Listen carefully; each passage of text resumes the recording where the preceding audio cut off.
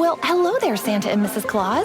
Welcome back to Gaylord Opryland. Sneaking in a break before the big day? Just finished checking the list again and thought we could take the weekend off. I need a break, and he's up for some good old-fashioned fun. Ho, ho, ho. Well, you've come to the right place. Ice tubing, ice skating, and ice featuring the Polar Express. Here we come. Experience it all on a vacation even Santa would love. Buy tickets and packages at Christmas at GaylordOpryland.com. This episode is brought to you by Kia's first 3-row all-electric SUV, the Kia EV9, with available all-wheel drive and seating for up to 7 adults, with a 0 to 60 speed that thrills you 1 minute, and available reclining lounge seats that unwind you the next. Visit kia.com/EV9 to learn more. Ask your Kia dealer for availability. No system, no matter how advanced, can compensate for all driver error and/or driving conditions. Always drive safely. This episode is brought to you by Shopify. That's the sound of switching your business to Shopify, the global commerce platform that supercharges your selling. Harness the best converting checkout and same intuitive features, trusted apps, and powerful analytics used by the world's leading brands. Stop leaving sales on the table. Discover why millions trust Shopify to build, grow, and run their business. Sign up today for your $1 per month trial period at shopify.com/tech23. I'm Mo Rocca, and I'm excited to announce Season 4 of my podcast, Mobituaries. I've got a whole new bunch of stories to share with you about the most fascinating people and things who are no longer with us. From famous figures who died on the very same day, to the things I wish would die, like buffets. All that and much more. Listen to Mobituaries with Mo Rocca wherever you get your podcasts. Alright, what's up, guys? Welcome to another episode of the TMossBoss Show. And in today's episode, so if you heard the lashing out on people episode, then you probably remember the part where I was talking on the inspiration of that episode and probably was wondering, well, what was the inspiration behind that episode, TMossBoss? What happened in your life where you felt that you needed to do that episode? So I'm going to give y'all a little bit of a backstory on how we had led to this point in things, because I always felt like that there wasn't a close enough friendship with this person. So that's why it wasn't really all that, like, I guess, just mind-bending on, like, oh, okay, well, I guess me and this person ain't friends no more. So, it's one of those things where I'm like, all right, not tripping about it. Oh, well. So, but anyways, so I met this person through Twitch. And, I can say, when we originally had met, this person was chill. They were a really dope person. We were constantly, talking, hanging out, showing love to each other and things. It was dope. And at that point in time, I had to say that was, some of the, best moments, that I had on Twitch, right? I ain't gonna lie.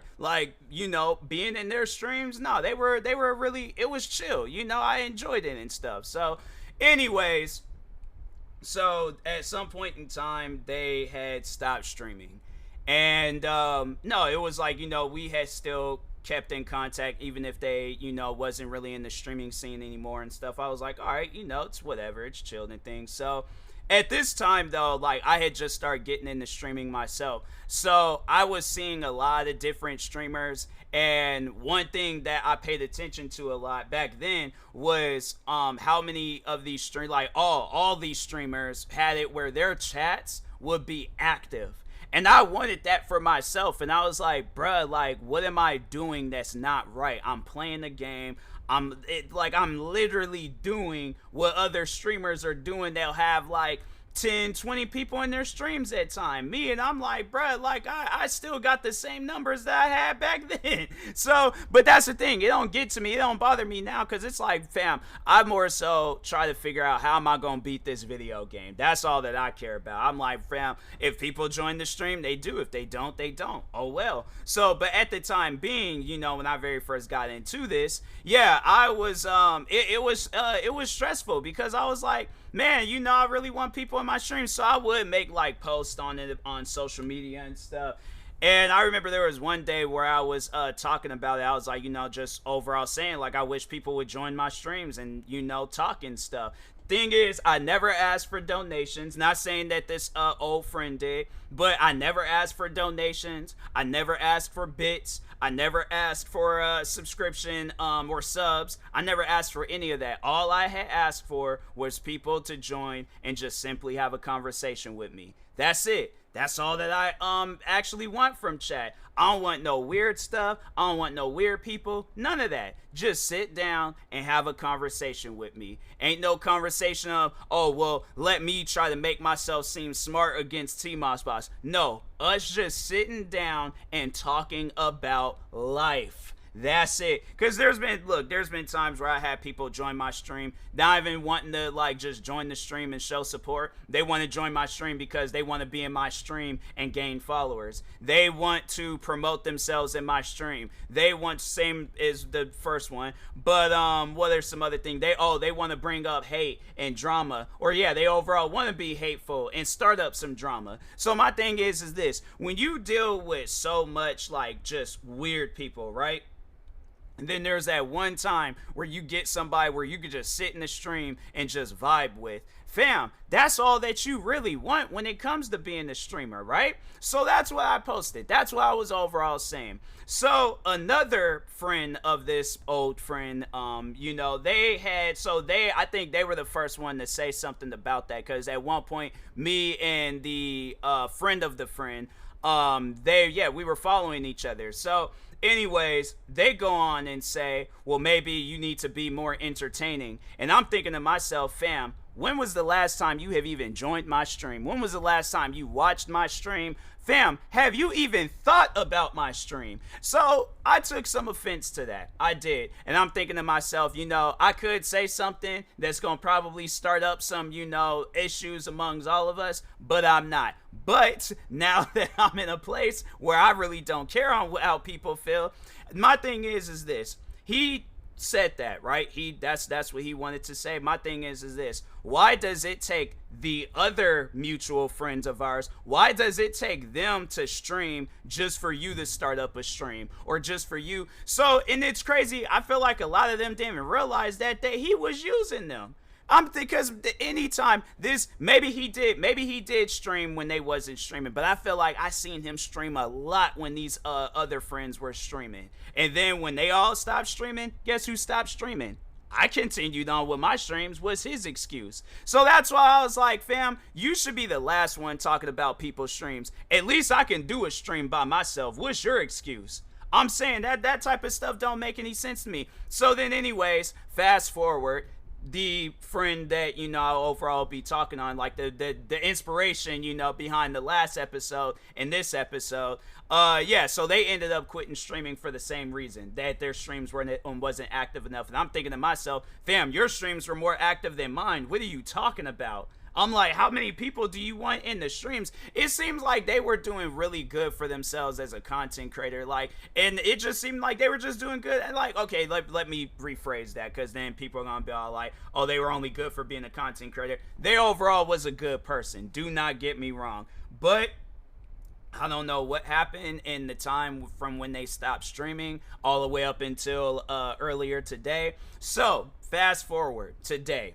So I had saw this post on Facebook. I didn't create the post. I saw the post. A friend of mine had shared it, and I found it funny. I laughed about it. And the thing is this: I could have shared that post and said, if there's anybody that says stuff like this, unfriend me, unfollow me, I'm offended. Guess what I did? I laughed about it. So I didn't even find it offensive. I didn't even care for it. It was one of those things where I'm like, because I came from an environment, talking on when I was in school, where there would literally be a group of kids saying the N-word. Can I say anything about it? No, because it's literally myself going up against a group of people. I've seen jumpings, I've seen attacks, and I'm not trying to end up being like one of those kids where it's like, oh, he got kicked in the back of the neck, now he's paralyzed waist down. Nah, I ain't trying to deal with that. So, but yes, I came from an environment where I guarantee and I promise you, kids that I went to school with,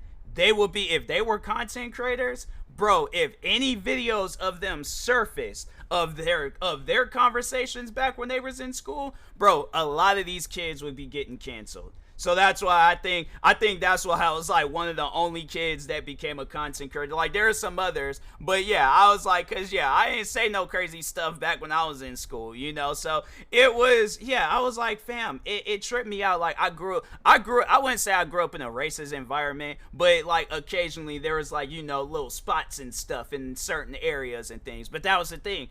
I never got offended. I didn't even care. I'm like, if that's how they talk, fine, so be it. Do I talk like that? No. Why? Because I got an education. So the thing is this. I don't trip about, you know, racist things. Like, fam, I am a black content creator. And I've been black my whole life, but I've been a black content creator for the past 13 years. I literally have a whole video up of all like of a time frame of like, I can't remember when exactly I think it was like from like 2016 to 2019. I can't remember the exact year, year timeline and stuff. But I posted a video showing all of the racist comments that I had got within like the few years and stuff of that time frame and things. So dealing with that, literally having a couple of communities come after me being racist, I've dealt and I've seen my fair share of racism. Even before content creating, I would read books, watch movies based on a true story or even fictional, but I know some of them fictional, racist movies had to been based off of something, right? So I did all of this, 26 years, almost 27 years of living. I've seen all of these racists dealt with racism even face to face at times in my life. And I'm thinking to myself like, bruh, I've dealt with all of this. Yeah, I'm like, bro, nothing offends me. I had to say, like, when it comes to racism, I have like the thickest possible skin, bro. The thickest possible skin. So the post on Facebook, it went on to say, I wonder if Mexican people say, hey, let's go to the N-word restaurant. I saw that post and I started laughing because I was like, I thought back on times where, yes, there were Hispanic kids that I went to school with that would say the N-word. Could I say anything about it? No. Again, group of kids. You're pinning a group, like a half of a village. I'm saying like a part, like a certain fraction of a gang. You're them against me by myself. Yeah, that's, again, not trying to end up on the 6 o'clock night news and stuff. You know, oh, he lost his life because a group of kids has said the N-word. Yeah, nah, I ain't going out like that. So, anyways, so I had shared that post. And I think that's what I had said was that, no, now I'm curious, but with laughing emojis and stuff. So anyways, this friend had, they had seen the story. Didn't say anything to me and stuff. They seen the story, but I had saw that they had seen the story and stuff. And I reached out to them because I hadn't heard from them in a while. So I reached out to them and I was like, hey, I hope everything. So no, I'll read you what I had said, right? Because I just don't know where things went wrong. But, okay, So I went on to say, hey, just wanted to check up on you and see how everything is going. Hope all is well. That seems like a nice message to send somebody. Somebody sends me a message like that, I'm like, hey, you know what? Life's going good. And if it's not, then I'm like, yeah, going through some stuff. But hey, I'll get through it. One of two answers. And then, then they went on and said that they didn't, they found the post disrespectful and not funny. And I was like, hey, look, like, I wasn't trying to offend anybody. I wasn't trying to offend you. I'm sorry if I offended you. And then they sent another message, and I was like, you know what? I just ain't got the time. Like, I don't have the time to be out here arguing with people. I was like, I took the post down, so I'm like, I don't know what more to do. But then, then they ended up unfollowing me and removing me as a follower. And so that's why I was like, you know what? Hey, look, the thing is this. A lot of stuff is going to be, and that's something where it's like talking to this friend about it and then talking to other people about it. You're going to see a lot of things that's going to offend you on the internet. How do you think black people feel when we see left and right getting called the N-word just by simply uploading a picture of ourselves, a video of ourselves, a TikTok of ourselves? It could be whatever it is, fam. them, any race, Asian people. I'm saying, we literally last year, Asian people were just getting attacked for no reason. I'm still unclear on why Asian people were getting attacked at one point in time. But guess what?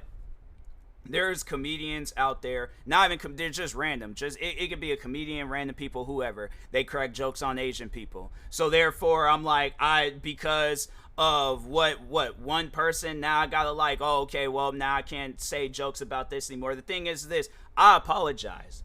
I didn't make the post. I saw the post on Facebook and I shared it because I thought it was funny. That's one thing that I feel that people need to know about me, that I'm going to share some things about race, more so black people. But yeah, I'm going to share like some jokes about race and things.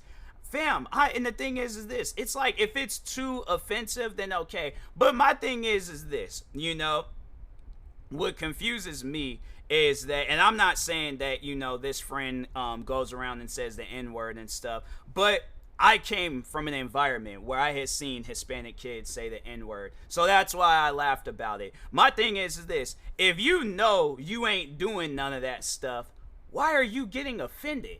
And the thing is this, not saying that they said it at one point, saying it now, whenever, but my thing is this, if you know you ain't never said no racist stuff like that before, where it's like, oh yeah, let's go to the N-word restaurant and stuff, fam, you should have no reason to be offended. I don't know how many times where I've seen white comedians crack jokes about black people. I laughed about some, and then there's other comedians where they crack jokes, and I don't laugh at it. But guess what? If I'm not following that person, I'm not tripping about it. If I am following that person, I'm gonna unfollow them, you know? And the thing is this, I had to say, like, if it's like stuff about death, if it's, you know, stuff that's like extremely dark, and I've heard some extremely dark jokes before, and no, you know, no pun intended about black people. But anyways, all right, jokes aside, yeah, I've heard some dark jokes before, and you know, the thing is this, I've got to a point in time where I'm like, that's just people's sense of humor. I can't control a person's sense of humor. If they crack jokes about death, fam, that's on them. If they crack jokes about other races, fam, that's on them. I'm not going to be the one that tries to cancel them. And I would like to hope and think that it don't lead to that. That's the thing, though. I'm like, I really don't put anything past anybody, but I don't think that this said friend or old friend, you know, would do some stuff like that. But it just ran through my mind. I'm like, what if it's gonna be at a point in time where I do start going, like, you know, going viral and stuff, and then all of a sudden I see a post, you know, from this old friend where it was like, oh yeah, he shared this joke about Hispanic people and stuff, and I'm like, fam, it was a joke. I'm like, I guess if you still want an apology, even though I already apologized, if you want another apology, here, I'll mail it to you. So, but man, it's just, you know, it's one of those things where it's like, it's unfortunate that I guess, yeah, me and this friend ain't friends anymore. But at the same time, I'm like, you know, if you, look, the thing is this, I don't want to make that, you know, assumption or accusation that you're going through some stuff. I really don't know. This friend could have been having the best day of their whole life, best year of their whole life, best month, week, hour, second, minute, I don't know. They can overall be having a good time in their life right now, and then my joke offended them. Fam, regardless of whether you're having the best time of your life or the worst time of your life, me making a post about something should not be offensive.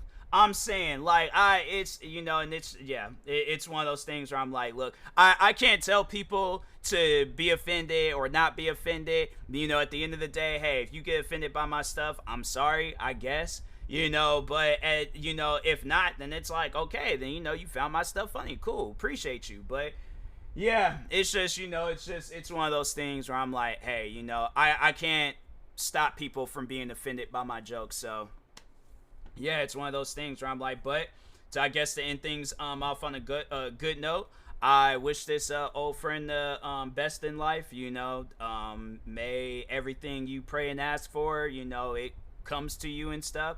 And yeah, you know, just overall wish you the best. So, but anyways, yeah, and that being said, I will talk to y'all later. Thank you guys for watching and or listening. Stay tuned for the next episode, and peace.